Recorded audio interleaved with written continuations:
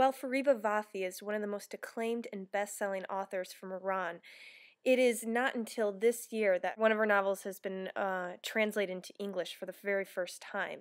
It comes from Syracuse University Press, and it is called My Bird.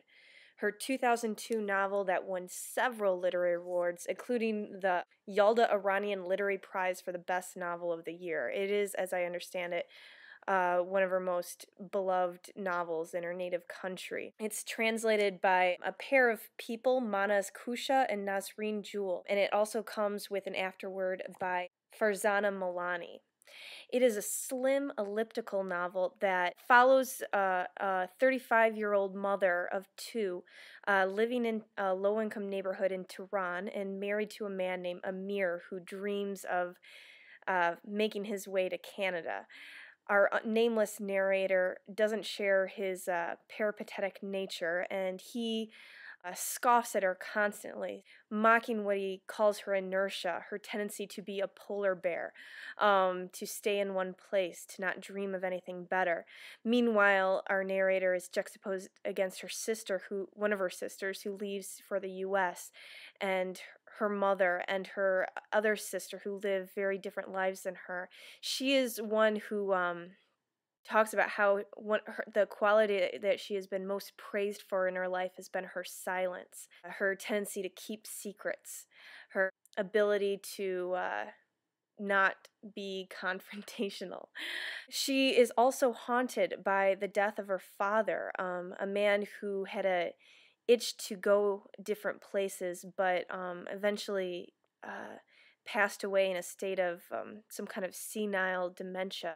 Anyway, the novel is written in 53 very short chapters that seem to me to be the perfect form for conveying the very inward nature of our narrator, somebody who is not entirely comfortable with her own voice or with her own ideas.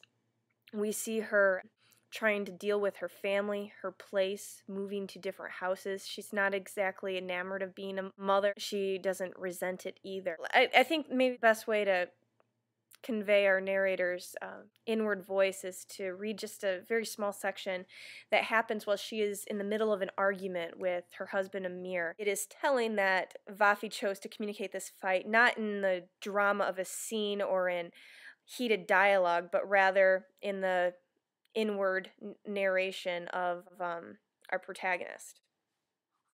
If I may. I realize that I am being very stupid. The fighting engine has started. Sometimes it is hopeless. The quarrel goes on and on no matter what you do. No amount of wisdom can stop it. He says one thing and I say something else. There is no joy in defending something you don't believe in. Amir puts me in this position. I don't like him. He makes me feel like an ugly witch. And why not get uglier? Amir is on a roll and does not stop. He gets excited about what he is saying. It is at a point when I have to yell. It took me years to realize that one scream is equal to 3 hours of begging and pleading. Like lightning, a scream will burn everything all at once. It took me years to figure out that people unknowingly need to be yelled at. They need a loud sound to make them listen at the appropriate time and to drown out the unwanted noises around them, to remember that there is someone else sitting in front of them. I yell, loud and clear, without crying or moaning. That's what Amir calls feminine deception. I know that the young rooster is behind the door and that Mrs. Hashimi is bending halfway out of her window in the backyard. Amir says, "Keep your voice down." I don't. I stand up so that the sound carries better. I am glad that our house is so small that he can't run away from my screaming. Quietly, he says, "I will divorce you." It's like a deadly bullet that he has fired calmly. I must be dying. I lie down to die, but I don't die. Vafi's language is quite simple, a lot of short sentences and not overly imagistic or detailed or explanatory, and yet at the same time it never feels unnuanced or simplistic.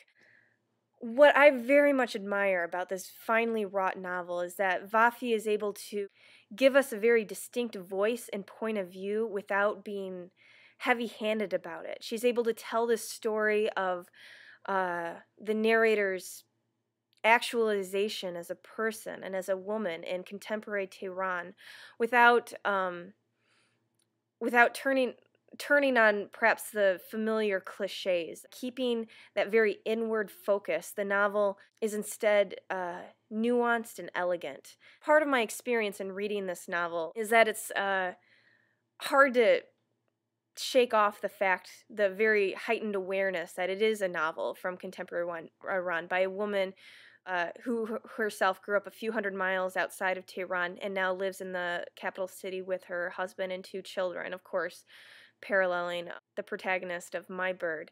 I think the fact that our contemporary news culture talks so much about Iran, that it is quite an experience to actually get a voice from Iran, and not one that is fixated on contemporary events, but instead feel the experience of a very everyday kind of life. Our narrator's primary landscape is her home.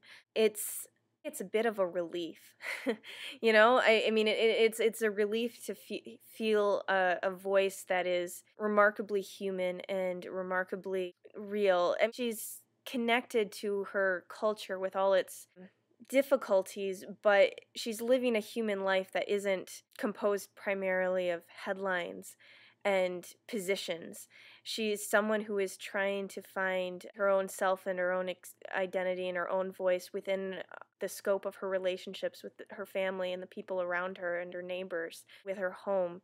These are the building blocks of any human life. It's very compelling and it feels very true that this novel keeps that context in mind. I would also like to just mention that the afterword that's written by Farzaneh Milani is really well done. A lot of books come with introductions, forwards, and these sorts of things, and a lot of them are just exercises in pretension. Oftentimes have been known to deflate any kind of joy that I had taken in the novel. This one is very interesting and it really puts Vafi in context as a contemporary female novelist from Iran. It talks about how it's only been in the last 10-15 years that women have begun writing novels in numbers that reflect their proportion in society, the appropriate gender ratio of society. It's also written by somebody who has a very intelligent literary perspective. She compares this novel in a lot of ways with Kate Chopin's The Awakening in ways that I found very helpful. But I hope that when you do turn to read Fariba Vafi's My Bird, that you will read it as a sort of political tool or arm or instrument, or as some sort of feature news story about what's happening in Iran, but rather read it as a novel, as a really well-told story, because that is what it deserves. She really is an excellent novelist, and I am very hopeful that My Bird won't be the last of her many books to be translated into English, because I'm a fan.